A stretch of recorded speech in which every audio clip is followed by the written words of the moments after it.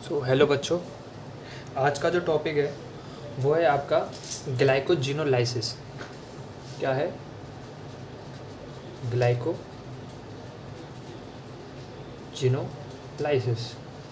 अब ग्लाइकोजिनोलाइसिस का मतलब क्या होता है? ग्लाइकोजिनोलाइसिस का मतलब है ब्रेकडाउन ऑफ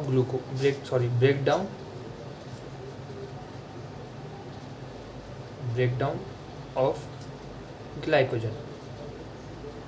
ठीक, ब्रेकडाउन ऑफ ग्लाइकोजन। ठीक है। अब एक बार अब ये मत सोचना कि जैसे ग्लाइकोजेनेस का मतलब ये हो गया कि सोचना तो तुम्हें यही है कि जिनोलाइसिस का मतलब होता है ब्रेकडाउन ऑफ ग्लाइकोजन। ठीक, बट हमने पिछले लेक्चर में ये पढ़ा था कि ग्लाइकोजेनेसिस क्या होती है, ग्लाइकोजन का बनना। तो किससे बनाते हैं? ग्लूकोज से। ठीक है। जैसे ग्लाइकोजेनेसिस हुई है, ग्लूकोज से ग्लाइकोजन का बनना, तो ये मत सोचना कि ग्लाइकोजन से वही रिएक्शन दोबारा चला दो तो ग्लूकोज मिल जाएगा। नहीं, ऐसा नहीं होता। ग्लाइकोजिनोलाइसिस के लिए हमें अलग रिएक्शन करनी पड़ती है। ठीक है। तो वो कैसे करते हैं? अब मैं तुम्हें एक कॉन्सेप्ट समझाऊंगा, उस कॉन्सेप्ट को ध्यान से समझना। ठीक है, वो आगे बहुत यूज़ होगा। मैं अब ये क्या करूँगा, ग्लाइकोजन मॉलिक्यूल बनाऊंगा पूरा। ठीक है, ये समझो ये क्या है, ग्लाइकोजन, और ये उसका टायरोसिन अमाइनो एसिड का ग्रुप बाहर निकला हुआ है, और इससे क्या जुड़ा हुआ है तुम्हारे, ये पूरा ग्लाइकोजन मॉलिक्यूल जुड़ा हुआ है। ठीक है, और ये ये पिंक पिंक बॉल्स क्या है, ये ग्लूकोज यूनिट है। ठीक है, तो ये ऐसे जुड़ा हुआ है। ठीक, ये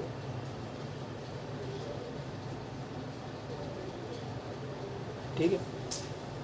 अब एक चीज़ समझना, नॉन रिड्यूसिंग एंड्स। एक चीज़ समझना, नॉन रिड्यूसिंग एंड। अब ये नॉन रिड्यूसिंग एंड क्या है? देखो, इस ग्लूकोज को ध्यान से देखना, ये वाला ग्लूकोज और ये वाला, इनके बीच में आपस में बॉन्डिंग है ना। ये इसका ये 4th कार्बन और ये 1 कार्बन, जो कि आपस में अल्फा 1,4 ग्लाइकोसिडिक बॉन्ड प्रेजेंट है।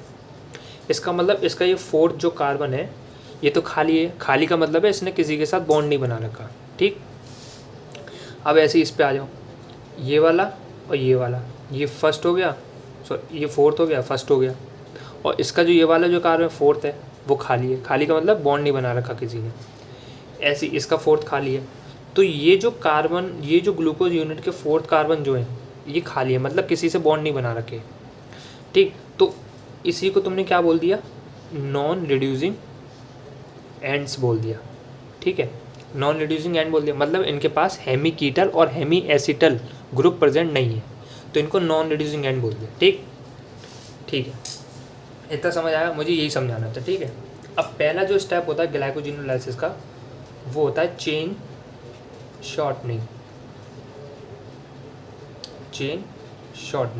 अब चेन शॉर्टनिंग में क्या होता है, अब ध्यान समझना। मैं ग्लाइकोजन बनाऊंगा पूरा दोबारा से। ठीक है, बस कॉन्सेप्ट को समझते जाओ, बाकी सब चीज़ें होती जाती हैं।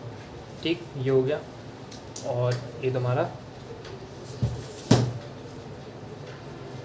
ग्लूकोज की यूनिट, ये ग्लूकोज की यूनिट जुड़ी हुई है, ये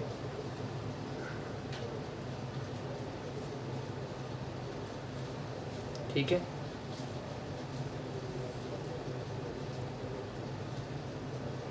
ठीक है। अब क्या होता है, अब यहाँ पे ग्लाइकोजन फॉस्फोराइलेज आता है। कौन आता है? एंजाइम का नाम है ग्लाइकोजन फॉस्फोराइलेज। वो ग्लाइकोजन फॉस्फोराइलेज क्या करता है, जो ब्रांच पॉइंट है, ये ब्रांच पॉइंट हो गया, ये वाला ब्रांच पॉइंट का मतलब जहाँ पे अल्फा 1 से ग्लाइकोसिडिक बॉन्ड प्रेजेंट है। ठीक है, ये ब्रांच पॉइंट हो गया।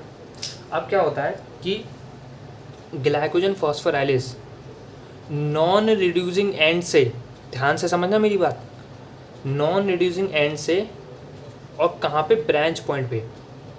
दोबारा से बोल रहा हूँ, ग्लाइकोजन फॉस्फोराइलेज क्या करता है, ब्रांच पॉइंट पे जो भी ब्रांच पॉइंट की जो चेन है, ये वाली पूरी चेन जो है, ये वाली नॉन रिड्यूसिंग एंड से, वो क्या करता है, ग्लूकोज की यूनिट को क्या करता है, तोड़ना चालू करता है। क्या करता है? तोड़ना चालू करता है। ठीक ठीक है, क्या करता है, तोड़ना चालू। कब तक तोड़ता है, जब तक तोड़ता है जब तक उस ब्रांच पॉइंट की चेन में कितने ग्लूकोज रह जाए, 4 ग्लूकोज की यूनिट। कब तक तोड़ता है, जब तक उस ब्रांच पॉइंट की चेन में कितने ग्लूकोज ना रह जाए, 4 ग्लूकोज की यूनिट ना रह जाए। इतना समझ आया, ठीक, तो यही समझना है तुम्हें, ठीक। तो ग्लाइकोफॉस्फोराइलेज क्या करता है, नॉन रिड्यूसिंग एंड से ग्लूकोज को तोड़ता है, कहाँ पे, ब्रांच पॉइंट की चेन पे। कब तक तोड़ेगा, जब तक उसमें से 4 ब्रांच पॉइंट पे 4 ग्लूकोज यूनिट ना रह जाए, ठीक है, ठीक। अब जैसे वो ग्लूकोज को तोड़ता है, ग्लूकोज को तोड़ा, अब वो तोड़ेगा कैसे, जैसे उसने ग्लूकोज को तोड़ा तो ग्लूकोज को वो किस में कन्वर्ट कर देगा, ग्लूकोज 1 फॉस्फेट में। किस में कन्वर्ट कर देगा, ग्लूकोज 1 फॉस्फेट में। एंजाइम का नाम क्या था, ग्लाइकोजन फॉस्फोराइलेज, ठीक है। और सिंपल सी बात है, क्या आएगा, इनऑर्गेनिक फॉस्फेट ऐड होगा, ठीक है। इनऑर्गेनिक फॉस्फेट फर्स्ट पोजीशन पे ऐड हो गया, ठीक है। तो ग्लाइकोजन फॉस्फोराइलेज ने काम किया, किस विटामिन की वजह से किया, विटामिन B6, जिसको हम बोलते हैं PLP, मतलब पाइलिडॉक्सल फॉस्फेट, ठीक है। बेटा ये एंजाइम का नाम जरूर ध्यान रखना प्लीज़, ठीक। वो सॉरी, एंजाइम का नहीं, मतलब विटामिन का नाम ध्यान रखना। ग्लाइकोफॉस्फोराइलेज किस विटामिन का यूज़ करता है, पाइलिडॉक्सल फॉस्फेट, जो कि विटामिन B6 है। और किसको ऐड किया, इनऑर्गेनिक फॉस्फेट को, ठीक है, ठीक। अब दूसरे प्रोसेस पे आओ। दूसरा प्रोसेस क्या है, ब्रांच रिमूवल। ब्रांच रिमूवल, अब ब्रांच रिमूवल का क्या मतलब है आप समझना। मैं दोबारा ग्लाइकोजन बना रहा हूँ, ठीक है, ठीक। और ये मेरी ग्लूकोज की यूनिट, मैं अब ये वाली ग्लाइकोजन बनाऊंगा जिसमें 4 ग्लूकोज की यूनिट रह गई हैं, कहाँ पे, ब्रांच पॉइंट पे, ठीक है। तो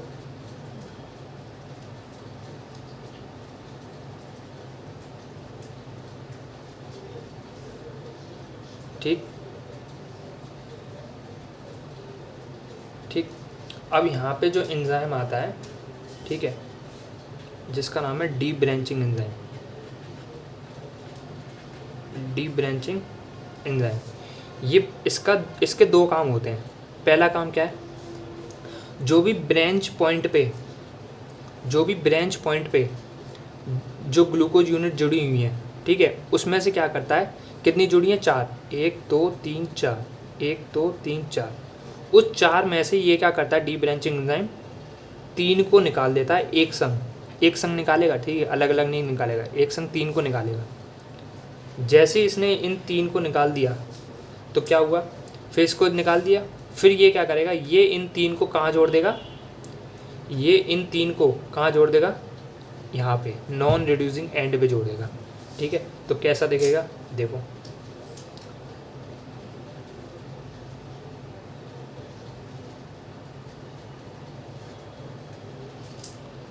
ठीक।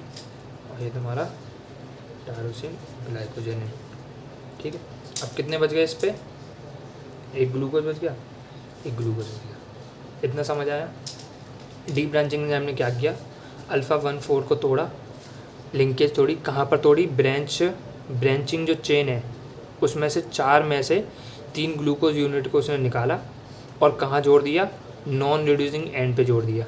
ध्यान समझना, कहाँ जोड़ा है, नॉन रिड्यूसिंग एंड पे जोड़ा है, ठीक है, ठीक।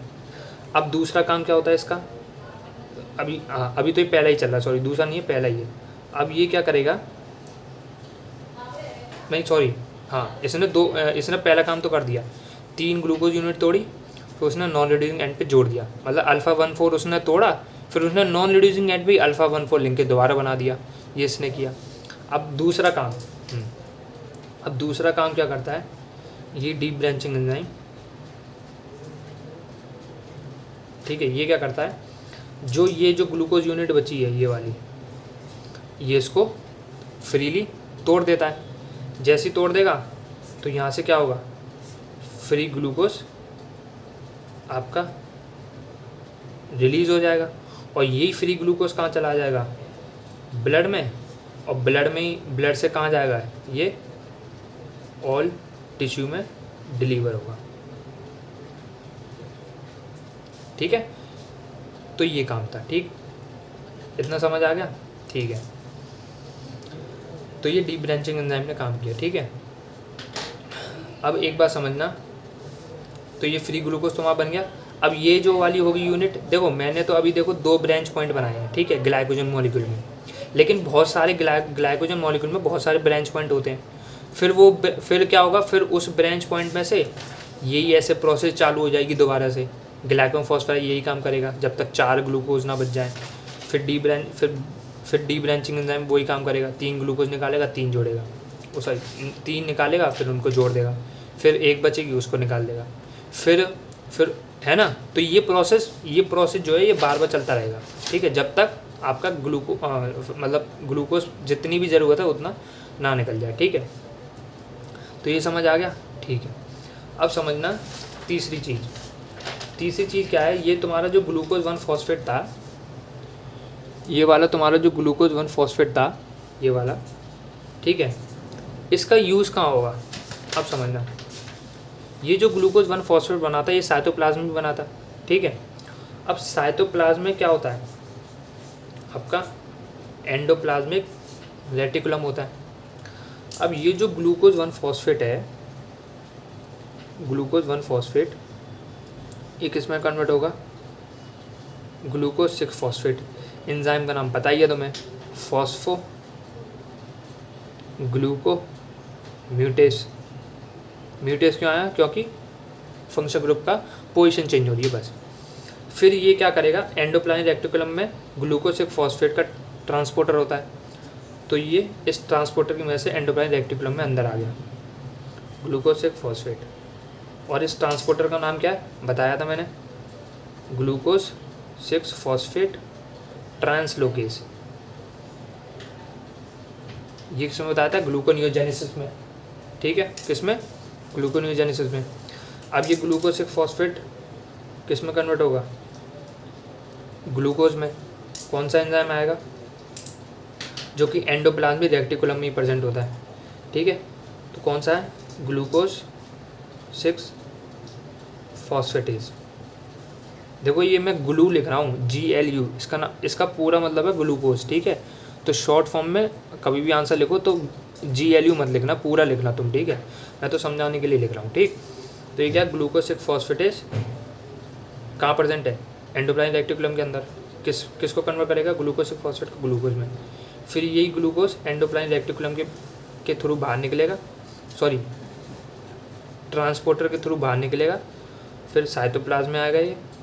ठीक, फिर ये प्लाज्मा मेम्ब्रेन को क्रॉस करेगा, फिर ये कहाँ चला जाएगा? ब्लड में, और ब्लड से कहाँ जाएगा?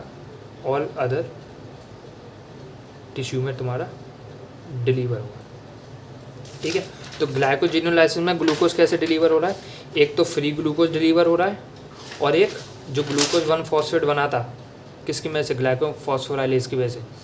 तो उसका यूज़ कहाँ होगा? ये ऐसे यूज़ होगा। ठीक है, ठीक, इतना है। तो इतना ही क्या है ये तुम्हारा ग्लाइकोजिनोलाइसिस। ठीक, अब एक फैक्ट समझना, मतलब फैक्ट क्या, एक चीज़ समझो कि मसल के पास जो मसल होती है, ठीक है, उसके पास ग्लूकोज 6 फॉस्फेटेज एंजाइम क्या होता है? एब्सेंट होता है। इसका मतलब ये हो गया उसमें ग्लाइकोजिनोलाइसिस होगी। ठीक है, देखो ये जो प्रोसेस हो रहा है लिवर में हो रहा था, यही प्रोसेस तुम्हारा मसल में होगा, लेकिन मसल में कहाँ तक होगा? मसल में होगा यहाँ तक, ग्लूकोज 6 फॉस्फेट तक होगा। क्यों?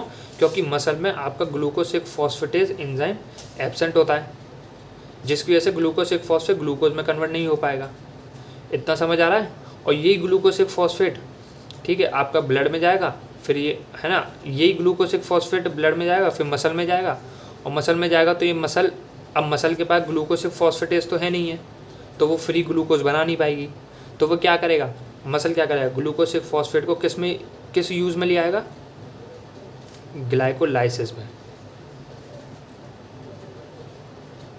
ठीक है, इतना समझ आया। लिवर तो पूरा काम करेगा, लिवर के पास सारे एंजाइम है, वो ग्लूकोज में भी कन्वर्ट कर देगा, और यही ग्लूकोज तुम्हारा ब्लड में चला जाएगा, जो कि सब टिश्यू में चला जाएगा। लेकिन अगर मसल में ग्लाइकोजिनोलाइसिस होती है तो उसके पास ग्लूकोसिक फॉस्फेटेज नहीं होता है, इसलिए जो ग्लूकोसिक फॉस्फेट होता है वो मसल किस में यूज़ कर लेता है, ग्लाइकोलाइसिस में। ठीक है, तो ये बात ज़रूरी है समझने के लिए। ठीक है, तो बच्चों इतना ही तक ग्लाइकोजिनोलाइसिस। अगर तुम्हें ग्लाइकोजिनोलाइसिस पूछे तो तुम्हें ये पूरा लिखना है। ठीक है, प्रोसेस मैंने समझा दिया, आराम से बना के लिख देना ये। ठीक है, ये पूरा, ठीक, ये दूसरा स्टेप, और हाँ, इस तीसरे स्टेप की हेडिंग और लिख लो कैसे लिखना होगा कि ग्लूको 1 फॉस्फेट आइसोमराइज हो रहा है किसमें, ग्लूको 6 फॉस्फेट में। तो ये पूरा तीसरा स्टेप है। तो तुम्हें 3 स्टेप लिखने होंगे, एक तो चेन शॉर्टनिंग, ब्रांच रिमूवल, और एक आपका ग्लूको 1 फॉस्फेट किसमें कन्वर्ट होता है, ग्लूको 6 फॉस्फेट। इसको भूल मत जाना, ग्लाइकोजन फॉस्फोराइलेज वाले ग्लूकोज को। ठीक है, इसको भी बताना है कि इसका यूज़ कहाँ हुआ, तो ये इसका यूज़ यहाँ पे हुआ। ठीक है, और मसल में ग्लूको 6 फॉस्फेटेज एब्सेंट होता है, इसलिए उसका जो ग्लाइकोजिनोलाइसिस होता है वो ग्लूको 6 फॉस्फेट तक रुक पाता है, और वो कहाँ यूज़ कर लेता है वो मसल, ग्लाइकोलाइसिस में। ठीक है, तो यही बात है। ठीक, और यही पूरा तुम्हारा क्या है, ग्लाइकोजिनोलाइसिस। ठीक है, सो अगर नहीं समझ आया हो तो मुझे बता देना, मैं तुम्हें दोबारा से पूरा समझा दूँगा। ठीक है, ठीक, तो थैंक यू बच्चों।